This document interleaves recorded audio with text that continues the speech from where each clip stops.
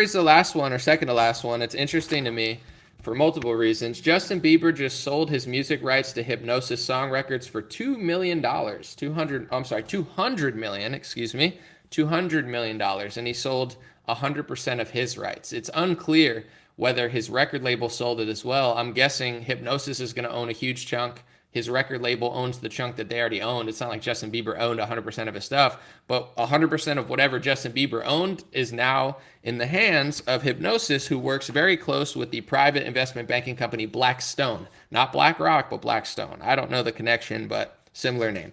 So according to Variety, as expected, Justin Bieber has sold the rights to his music to a Blackstone-backed Hipgnosis Song Capital for north or over $200 million, the company announced.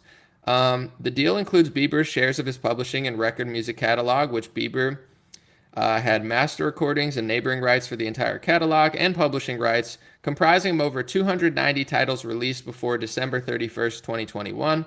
Sources tell Variety that Bieber's songs will continue to be administered by Universal Music, the singer's longtime home. His master recordings will continue to be owned by UMG in perpetuity.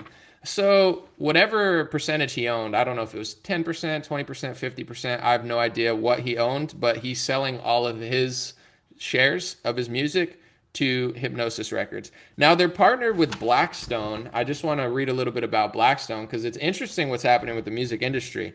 Blackstone is a private investment banking company or a investment management company based in New York City.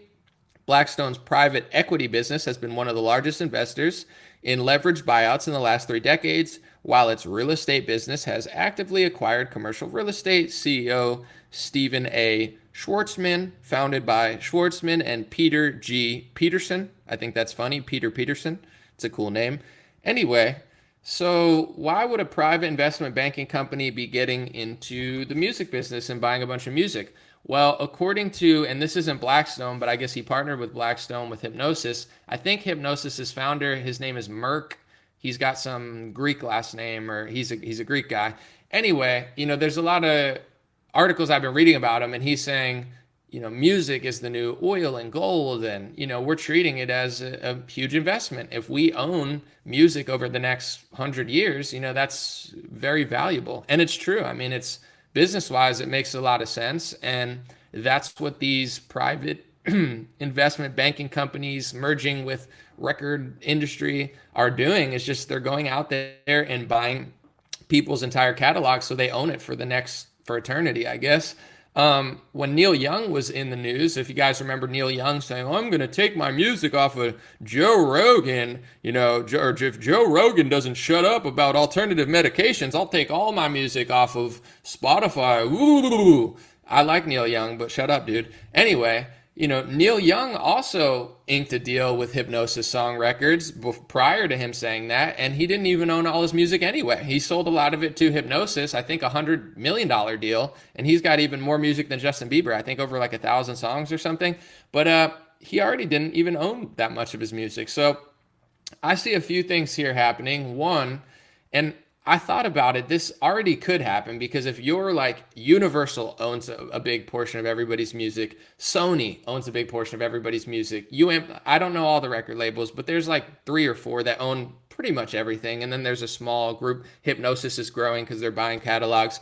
They could already kind of throw their weight around if they want to. I just want to show you real quick because I get the Billboard magazine and I like the information in it. I probably shouldn't support them, but they do have some good articles. Every cover is propaganda. Here's one that's just laying around my house. I just thought it was funny, so I'll show it up. Look at the voter guide. Here's how we should vote for the Grammys from Trevor Noah, because I need to listen to Trevor Noah. That's who I want to listen to.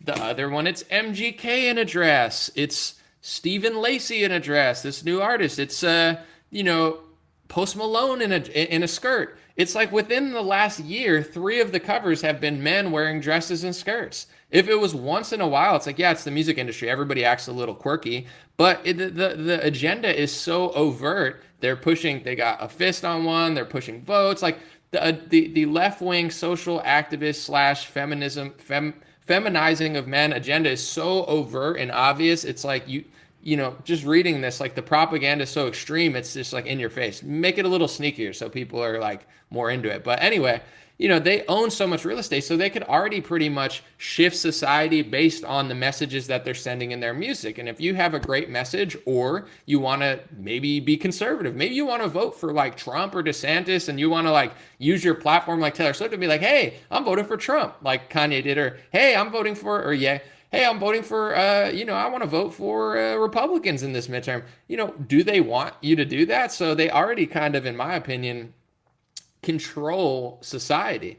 But now with all of this new, like controlling all the masters, etc., you could have entire industries and basically private investment banking companies owning a massive real estate in the music industry and saying, now if we want to pressure Joe Rogan from shutting up, or whoever's talking too much on Spotify and hosting doctors that aren't Dr. Fauci, well, it's not just Neil Young's music we're going to pull off. We're going to take our 30% or 20%, or, we have a million songs. We have $10 billion worth of revenue coming every year. We're going to leverage that to shut you up even more.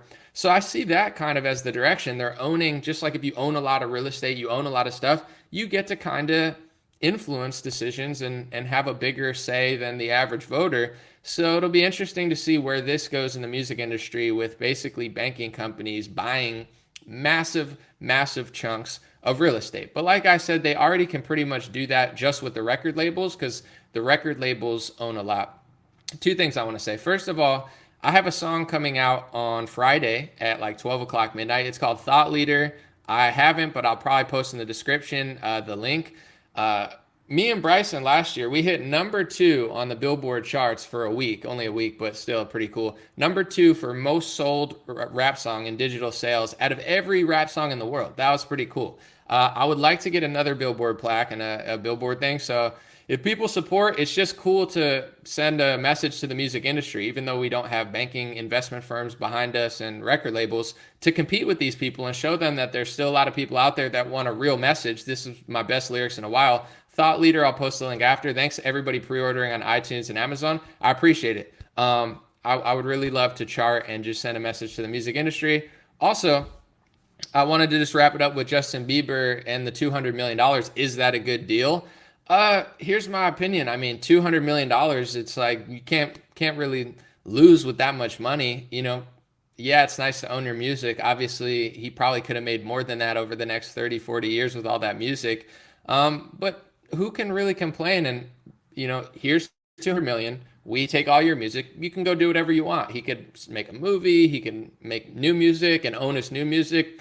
It's not a bad deal. I mean, I think they bought it for a reason. They'll probably make more money off it, because now they get all the royalties from whatever percentage they bought. They get, if it goes in a movie, or, all the money that he would have got from all those songs over the next 50 years, they're going to get. I think they'll recoup and then make some money.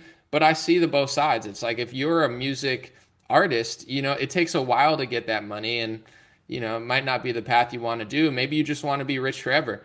As somebody that doesn't have near that much money or even close to it, as a person that's not greedy, and I don't need to buy a bunch of watches or Corvettes all the time, it's like, at a certain point, you make a certain amount of money, a couple million, you have a good income, whatever, you could pretty much do whatever you want in this world. Look how much a flight costs, look how much a hotel costs, how much does your rent cost, how much do your taxes cost, how much does your family cost? Do the math. I mean, it doesn't, if you got $20 million in the bank or $10 million in the bank, you could pretty much coast for the rest of your life, as long as you have a little bit of income coming in. So for people that are like, I get both sides of it, yeah, you should keep your money, own your music, sure. But if you're Justin Bieber, you don't really care that much. I mean, 200 million, you're rich forever. You could do pretty much whatever you want, buy all the stupid cars you want, buy all the things, give everybody in your life what you love for that amount of money.